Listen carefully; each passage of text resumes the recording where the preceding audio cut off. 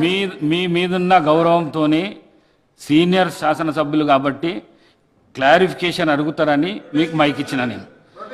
మీకు అస్సలు మీకు ఎవరైతే ఫస్ట్ నుంచి క్లారిఫికేషన్స్ అడుగుతున్నారో శ్రీ కేటీ రామారావు గారికి నేను ఇవ్వాలి. కానీ మీరు అడిగిన సీనియర్ శాసనసభ్యులని మీకు ఇస్తే మీరు సభను చర్చ దిక్కుపోయేటట్టు.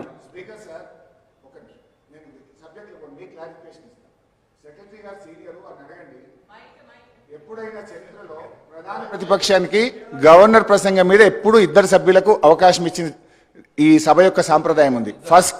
ఫస్ట్ టైం మీరు ఈ సభలో ఒకరే మాట్లాడాలని చెప్పి కొత్త సాంప్రదాయం తెచ్చినారు. గతంలో ఎప్పుడైనా ప్రధాన ప్రతిపక్షం నుంచి 5 సభ్యులున్న కాంగ్రెస్ పార్టీకి కూడా ఇద్దరికి మాట్లాడే అవకాశం మేము ఇచ్చాం. ఇవాళ 39 మంది శాసనసభ్యులున్న మాకు ఈ సభలో మీరు అవకాశం ఇవ్వమంటే మేము ప్రొటెస్ట్ చెప్తాం. మరి మాట్లాడమంటే మాట్లాడతా అధ్యక్ష.